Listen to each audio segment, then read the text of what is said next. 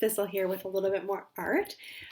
So when I was trying to think about what we could talk about in art this week, I was thinking about how we've studied a few different artists, we've studied some art movements, but we haven't really talked about specific techniques. And um, and then I was thinking about how nice the weather has been and how great it would be to do some art where you can get back outside. And so I thought naturally of photography, which is something that I actually quite like to do. I'm not a professional by any stretch of the imagination, but I really enjoy playing around with photography. And so I thought it would be a fun activity to do this week and something where we could talk a little bit about a specific technique and, like I said, get outside. So, what we're going to talk about this week is something called the rule of thirds. And it's something that you can use to help you compose an interesting photograph. And actually, it can be used in painting and drawing as well, especially if you're doing landscapes or things like that. But it's something that we most often talk about when it comes to photography. So basically, what the rule of thirds is we divide our picture into thirds in both sections. So we have both horizontal lines dividing the picture into thirds, and also vertical lines that are dividing the picture into thirds, and you can have your picture like this in a landscape, or we can have it like this, portrait style. And then there's intersecting points that are like focal points. And so when you're deciding how to compose your picture, what the rule of thirds says is that it's most interesting if there are horizontal lines in your photograph, like maybe the horizon, or maybe there's a roof line, or maybe there's a road, or any long sort of horizontal line. We want to place it along one of these thirds, rather than having it right in the middle or really close to the bottom or really close to the top. And the same when it goes to vertical lines. So maybe there's a tree in your photo or a lamp post or some other line that goes up and down. We want it to go on one of those thirds. And then if there's a focal point of your picture, so maybe it's a flower, maybe it's a person, maybe it's an animal, whatever it happens to be, a house, like really anything, we want it to go in one of these four spots. That's kind of the most interesting place to have a focal point in your photo. Again, we often think that we want to put things right in the very middle, and sometimes you can do that, and sometimes that works really well, but oftentimes a good trick is to put it in one of these places. Now, not every photo has to follow the rule of thirds. There's definitely cases where you cannot follow this and have a really great, beautiful photograph, but it's something that's interesting to think about when you're taking your photos, and it's something that I often think about actually, now that I know about it, when I'm doing my photography. So I'm actually going to share a few pictures with you that I've taken in various places around the world, and going to show you how these photos follow that rule. Okay, so I'm gonna flip to the photos and I'll be back at the end. Okay, so here's a photo that I took last summer on a canoe trip up in Wabakini, and you can see that when we layer over our lines showing the rule of thirds, that the horizon, or the line where the water is meeting the land, is about at that top third mark, and the canoe, although it's not exactly at one of those focal points, it's pretty close to one of those focal points that I talked about, shown in yellow here. Here's another photo that I took on a beach in Mexico, actually. I thought this piece of driftwood was really interesting. And again, you can see that my horizon line, the line where the sky meets the water, is about at that top third. And that interesting piece of driftwood, the sort of middle of it, is located at one of those focal points. Here's a photo from the mountains in Iceland, actually, and I thought that this sort of flowery plant thing was very interesting and neat, and so I wanted to take a picture with it in the foreground and the mountains in the background.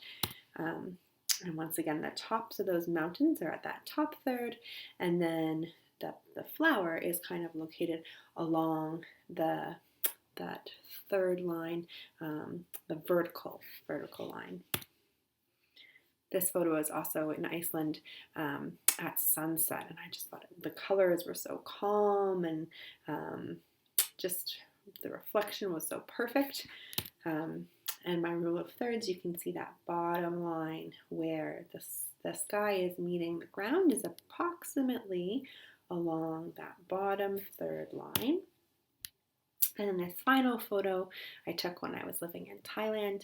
And if we look at the rule of thirds, the top of the building it's about at that top third, and the middle of the flower is right at that yellow focal point where those two third lines are intersecting.